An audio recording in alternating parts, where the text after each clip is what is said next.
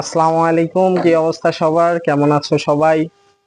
আমি তোমাদের আমির ভাইয়া চলে এসেছি আজকে গুণগত রসায়নের খুবই গুরুত্বপূর্ণ একটা কনসেপ্ট নিয়ে।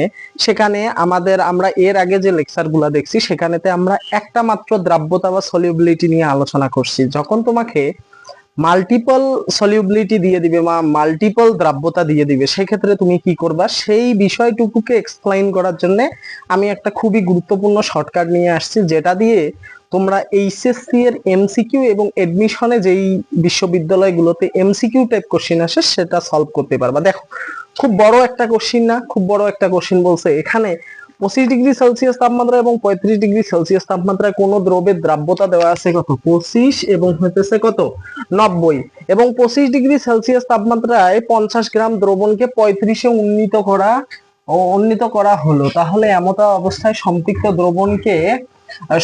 দ্রবণ করতে আরো কত গ্রাম দ্রবের প্রয়োজন? এত বড় একটা কোশ্চিন, এটা তোমার পড়তেই প্রায় 1-2 মিনিটের মতো লাগবে, কিন্তু এটার অ্যান্সার বের করতে তোমার 1-2 মিনিটও লাগবে না, জাস্ট কিছু সেকেন্ডের মধ্যে তুমি অ্যান্সার বের করতে পারবা। আসো আমরা সলভটা দেখি।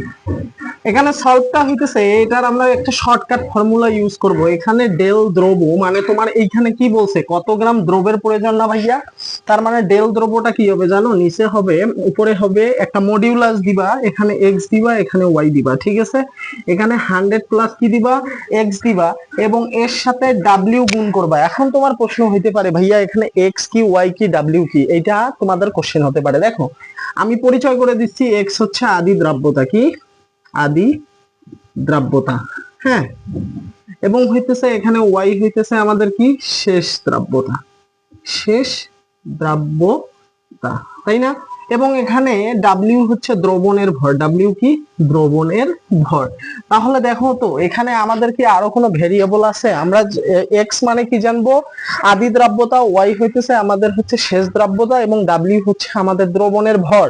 তাহলে ভাইয়া এখানে মডিউলাস কেন ইউজ করলাম? মডিউলাস ইউজ করছি এই কারণে, কারণ দ্রবের পরিমাণটা কখনো কি হবে না, ঋণাত্মক হবে না। দেখো, আমাদের এখানে এক্স এর মান কত ভাইয়া বলতো? আদি দ্রাব্যতা এটা না, 25 ডিগ্রি সেলসিয়াস তাপমাত্রায় কত ছিল?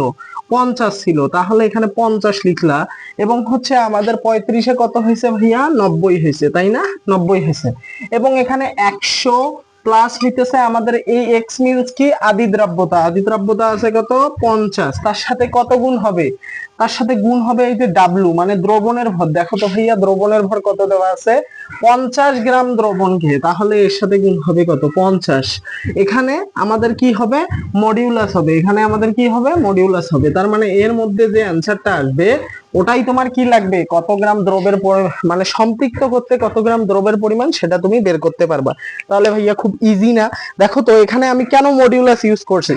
50 থেকে ভাইয়া 90 বাদ দিলে কত হয়? 40 হয় না? তাহলে এই 40টা কি আসতেছে? মাইনাস আসতেছে। দ্রবের পরিমাণ কি কখনো মাইনাস হবে? কখনো তো মাইনাস হবে না। এই কারণে আমরা এখানে কি ইউজ করছি? মডিউলাস ইউজ করছি। তাহলে এই জাতীয় অনেক বড় বড় তোমাদেরকে প্রবলেম দিবে এমসিকিউ এর মধ্যে, তোমরা এই এমসিকিউ গুলার মধ্যে কি করবা? টাইম নষ্ট করবা, যে এত বড় এমসিকিউ আমি স্কিপ করি। কিন্তু এত বড় এমসিকিউ এর পিছনে যে একটা গুরুত্বপূর্ণ শর্টকাট আছে, এটা তোমরা অনেকেই জানো না। তো আজকের এই শর্টকাটটার মাধ্যমে তোমরা এই জাতীয় সকল প্রবলেম সলভ করতে পারবা। তো আশা করি এই রকমের যদি কোনো প্রবলেম দেয়, এডমিশন টেস্ট হোক অথবা হইতেছে এইচএসসি পরীক্ষা হোক, এখন থেকে তোমরা অ্যান্সার করতে পারবা। তো ভালো থাকো, সুস্থ থাকো, আমার জন্য দোয়া করিও, এবং ভিডিওটা ভালো হলে আমাদের চ্যানেলকে সাবস্ক্রাইব করে দিবা। আল্লাহ হাফেজ।